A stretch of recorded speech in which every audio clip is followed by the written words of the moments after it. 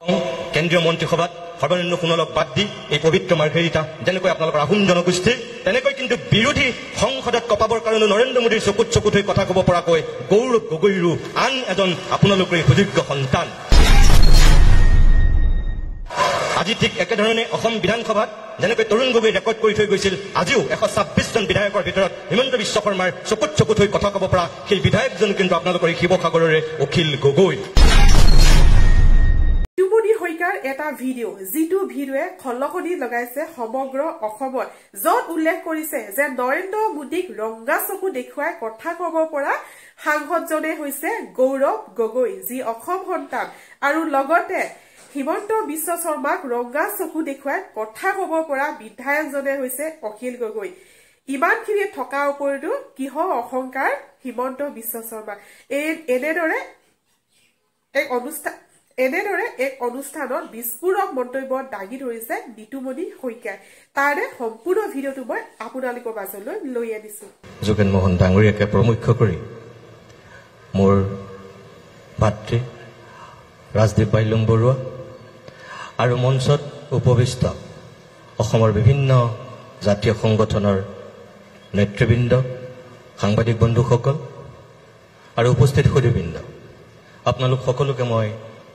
নমস্কাৰ জনাইছোঁ। আৰু ৩৬ সংখ্যক যি সদৌ টাই আহোম ছাত্ৰ সন্থাৰ কেন্দ্ৰীয় প্ৰতিষ্ঠা দিৱস, দুদিন ধৰি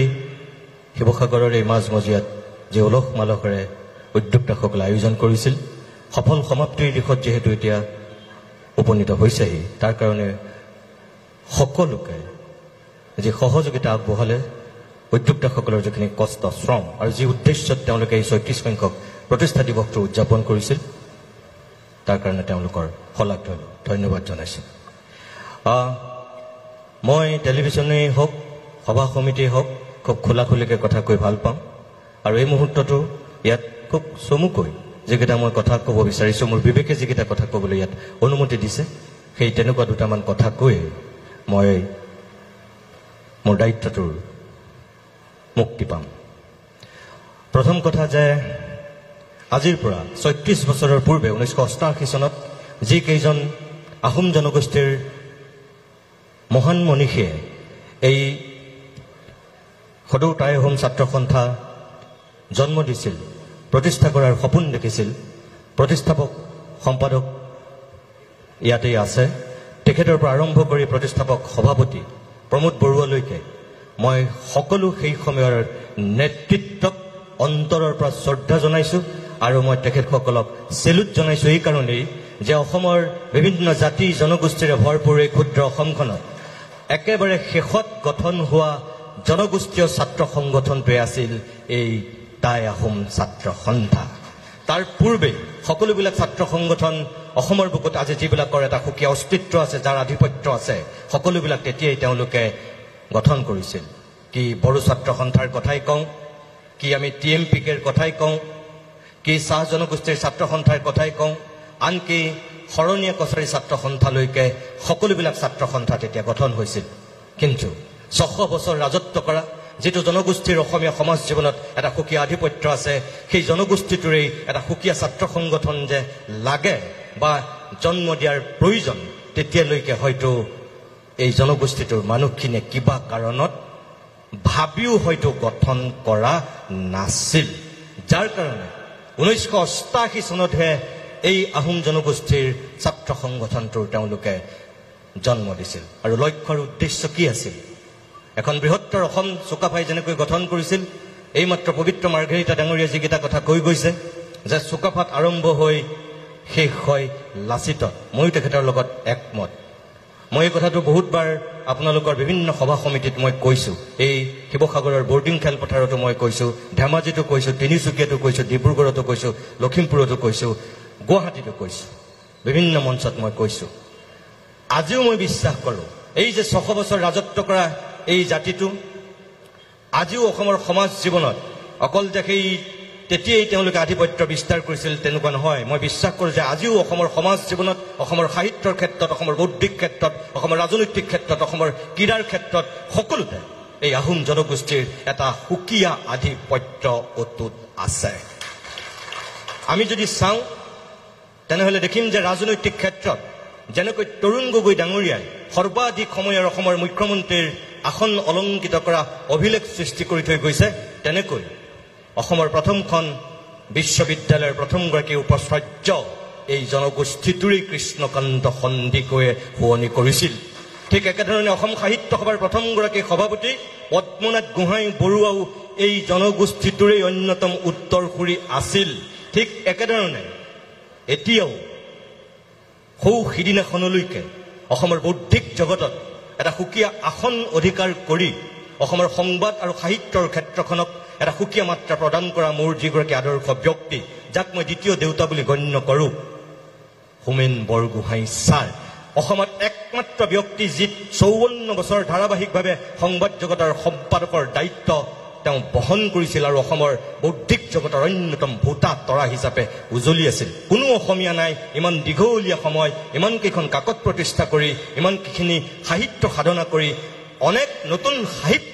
সাহিত্যিক সৃষ্টি কৰিছিল। তেওঁ সমান কোনো দ্বিতীয়জন সাহিত্যিক এতিয়ালৈকে ওলোৱা নাই। যেনেকৈ পদ্মনাথ গোহাঁই বৰুৱা অনন্য, ঠিক একেধৰণে হোমেন বৰগোহাঁইও আজিও সুকীয়া আসনত।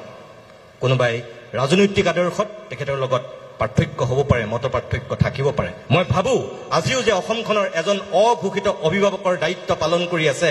সেইজন হৈছে ডক্টৰ হীৰেণ গোহাঁই। সেইজনো হৈছে এই আহোম জনগোষ্ঠীৰ অন্যতম এগৰাকী পণ্ডিত, যিজন পণ্ডিতৰ অনবদ্য অৱদান তেওঁ ৰাজনৈতিক দৰ্শনটোৰ লগত পবিত্ৰ মাৰ্ঘৰিটা ডাঙৰীয়া আছে, যোগেন মোহন ডাঙৰীয়া আছে, বা আন কোনোবা কংগ্ৰেছ, ৰাইজৰ দল, অসম জাতীয় পৰিষদ, অগপ এনেকুৱা ৰাজনৈতিক নেতাবিলাকৰ মতাদৰ্শৰ পাৰ্থক্য থাকিব পাৰে, কিন্তু যিটো বৌদ্ধিক আধিপত্য কেম্ব্ৰিজৰ পৰা ডক্টৰেট ডিগ্ৰী লোৱা এই মিল্টনক লৈ যিখিনি তেখেতে তেতিয়াই পেৰাডাইজ লজক লৈ তেওঁ যিখিনি চিন্তা আৰু চেতনা বিশ্বৰ অন্যতম চোকা সমালোচকৰ দৃষ্টিত তেতিয়াই হীৰেণ গোহাঁই উজলি উঠিছিল। এজন অসমীয়া বুলি নহয়, এজন ভাৰতীয় হিচাপে। আৰু সেইজন হীৰেণ গোহাঁই দিল্লী বিশ্ববিদ্যালয়ৰ পৰা প্ৰথমজন অসমীয়া যি ইংৰাজীত ফাৰ্ষ্ট ক্লাছ ফাৰ্ষ্ট হৈছিল, তাৰ আগলৈকে কোনো হোৱা নাছিল। এইজনো আপোনালোকৰ জনগোষ্ঠীৰ। ঠিক একেধৰণে এতিয়াও মই যদি কওঁ কেন্দ্ৰীয় মন্ত্ৰীসভাত সৰ্বানন্দ সোণোৱালক বাদ দি এই পবিত্ৰ মাৰ্ঘেৰিটা যেনেকৈ আপোনালোকৰ আহোম জনগোষ্ঠীৰ, তেনেকৈ কিন্তু বিৰোধী সংসদত কপাবৰ কাৰণে নৰেন্দ্ৰ মোদীৰ চকুত হৈ কথা ক'ব পৰাকৈ গৌৰৱ গগৈৰো আন এজন আপোনালোকৰে সুযোগ্য সন্তান। আজি ঠিক একেধৰণে অসম বিধানসভাত যেনেকৈ তৰুণ গগৈ ৰেকৰ্ড কৰি থৈ গৈছিল, আজিও 126জন বিধায়কৰ ভিতৰত হিমন্ত বিশ্ব শৰ্মাৰ চকুত হৈ কথা ক'ব পৰা সেই বিধায়কজন কিন্তু আপোনালোকৰ এই শিৱসাগৰৰে অখিল গগৈ। ইমানবিলাক বিধায়ক থকাৰ পিছতো ঠিক একেধৰণে মই কম যে এতিয়াও ক্ৰীড়াৰ ক্ষেত্ৰত, সাংস্কৃতিক ক্ষেত্ৰত, সামাজিক ক্ষেত্ৰত অনন্য প্ৰতিভাৰ অধিকাৰী আছে এই আহোম জনগোষ্ঠীটোৰ। অসমৰ বুকুৱেদি যেতিয়ালৈকে ব্ৰহ্মপুত্ৰৰ পানী বৈ থাকিব, ভাৰতৰ ভূখণ্ডত এই অসম নামৰ জাতিটো যেতিয়ালৈকে জীয়াই থাকিব, তেতিয়ালৈকে এটা নাম সোণালী আখৰে লিপিবদ্ধ হৈ থাকিব, কি যে প্ৰথমগৰাকী অলিম্পিক বিজয়ী কোন? লাভলীনা বৰগোহাঁই, এগৰাকী উদীয়মান অসম সন্তান। আজি দ্ৰুততম দৌৰবিদ হিচাপে ভাৰতৰ নক্ষত্ৰ হিচাপে উজলি উঠা আন এজন সুযোগ্য ভাৰতীয় সন্তান, অসম সন্তান নহয়, তেওঁ কোন? আহোম জনগোষ্ঠীৰে অম্লান বৰগোহাঁই। এনেকৈ এতিয়াও এই জনগোষ্ঠীটোৰ বহুত প্ৰতিভা আছে। ভীমকান্ত বৰুৱাগোহাঁইৰ পৰা আৰম্ভ কৰি ডম্বৰুধৰ গগৈলৈকে, লীলাধৰ গগৈৰ পৰা আৰম্ভ কৰি এতিয়াও প্ৰেমথী গোহাঁই বৰুৱালৈকে আৰম্ভ কৰি অনেক সাহিত্যিকে এতিয়াও অসমৰ সাহিত্য জগতখন সমৃদ্ধিশালী কৰি আছে। মই বহুতৰ নাম ল'ব পাৰোঁ, মোৰ মুখৰ আগত যাৰ এই মুহূৰ্তত নাম আহিছে মই তেওঁহে লৈছোঁ।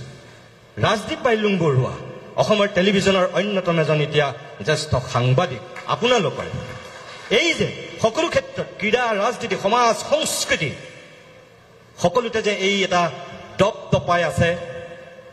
এই যে বিপিন চাউদাঙৰ পৰা এই যে আচুৰ্য বৰপাত্ৰলৈকে এই যে সকলো মানুহখিনি এই জনগোষ্ঠীটোৰ ক'ত নাই তাৰমানে এই আহোম জনগোষ্ঠীৰ মানুহৰ আধিপত্য। মই ভাবোঁ যে উঠি অহা প্ৰজন্মক এই প্ৰতিষ্ঠা দিৱসত আপোনালোকে এই কথাবিলাকো তেওঁলোকৰ মাজত বিলাই দিয়ক। উঠি অহা প্ৰজন্মক এই কাৰণেই বিলাই দিয়ক যে মই বিশ্বাস কৰোঁ যে পৃথিৱীৰ বুকুত এটা জাতি যদি জাতি হিচাপে জীয়াই থাকিব লাগে সেই জাতিটোৰ তিনিটা উপাদান সদায় থাকিব লাগিবই যতেই নাথাকক যিমানেই তেওঁলোক সংখ্যাৰ ফালৰ পৰা বৃহৎ নহওক কিয় যদি সেই তিনিটা উপাদান কৰবাত ঘূনে ধৰে সেই জাতিটো পৃথিৱীৰ বুকুত জাতি হিচাপে জীয়াই থকাটো বৰ কঠিন এক ভাষা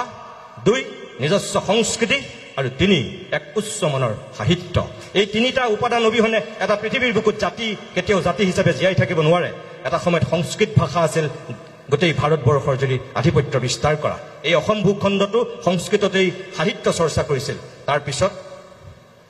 সংস্কৃতৰ পিছত কোনটো ভাষাই আধিপত্য লাভ কৰিছিল এই আহোম জনগোষ্ঠীৰ অন্যতম টাই ভাষা আছিল শক্তিশালী ভাষা এতিয়া না সংস্কৃত আছে না আজি টাই ভাষা আছে শংকৰদেৱৰ আগত আমি যদি চাওঁ আৰু শংকৰদেৱৰ পিছত আমি যদি চাওঁ এই দুয়োটা ভাষাৰ এতিয়া বিপৰ্যয় কিন্তু যেটা আজি অসমীয়া ভাষা এই ভাষাটো অকল আমাৰ মুখেৰে কৈ থাকিলে জীয়াই থাকিব নেকি উন্নত মানৰ সাহিত্য সৃষ্টি হ'ব লাগিব অৰ্থাৎ এই আহোম জনগোষ্ঠীটোৰ টাই ভাষা টাই সংস্কৃতিৰ পৰা আৰম্ভ কৰি অসমীয়া সমাজ জীৱনৰ যেটা আধিপত্য হেতু অটুট ৰাখিবৰ কাৰণে এনে ধৰণৰ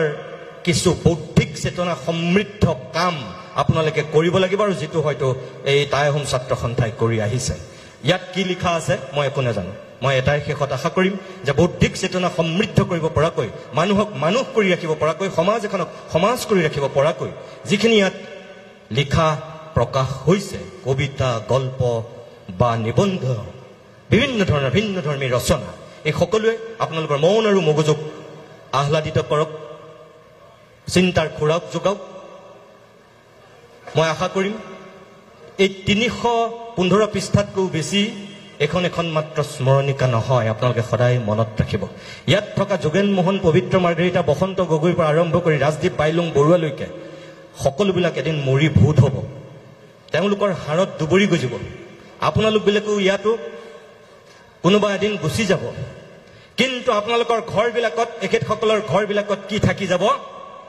এইখন কেতিয়াও নমৰে এইখন সদায় থাকি যাব এইখন এখন সময়ৰ দলিল আজি যদি কোনোবাই আজিৰ পৰা 50 বছৰৰ পিছত আজিৰ প্ৰায় 100 বছৰৰ পিছত যদি কোনোবাই টাই আহোম ছাত্ৰ সন্থাৰ সন্দৰ্ভত কিবা জানিব বিচাৰে জনগোষ্ঠীটোৰ সন্দৰ্ভত যদি কোনোবাই অনুসন্ধিৎসু মনেৰে গৱেষণা কৰিব বিচাৰে মই ভাবো আজিৰ পৰা 50 বছৰৰ পিছত আপোনালোক কোনো নাথাকিলেও এইখন থাকি যাব যিখন উঠি অহা প্ৰজন্মৰ কাৰণে হাত পুঠি হ'ব ইয়াত লিখা চেতনা সমৃদ্ধ লিখনিখিনি ইয়াত কাৰোবাৰ চিন্তা যিখিনি ইয়াত গভীৰভাৱে প্ৰকাশ হৈছে এইখিনিয়ে সেই সময়ৰ আজিৰ এই 2024 চনটোক জানিবৰ কাৰণে একবিংশ শতিকাৰ এই প্ৰথম দুটা বা তিনিটা দশক জানিবৰ কাৰণে আজিৰ পৰা 100 বছৰৰ পিছতো এইখন হ'ব পাৰে অনন্য দলিল সময়ৰ বুৰঞ্জী আনুষ্ঠানিকভাৱে মই সম্পাদক এনামুদ্দিন আহমেদ ডাঙৰীয়াক অভিনন্দন জনাইছো আৰু আশা কৰিছো যিখিনি কষ্ট শ্ৰম ত্যাগ স্বীকাৰ কৰি ইতিহাসে পৰখা ৰংপুৰ আজি প্ৰকাশ কৰা হৈছে আপুনি সফল হওক আৰু আপোনালোক সকলোকে পুনৰবাৰ বহুত বহুত ধন্যবাদ আৰু অভিনন্দন জনাই আনুষ্ঠানিকভাৱে ইতিহাসে পৰখা ৰংপুৰ উন্মোচন কৰা বুলি ঘোষণা কৰি মই মোৰ দুআষাৰ সামৰণি মাৰিছো নমস্কাৰ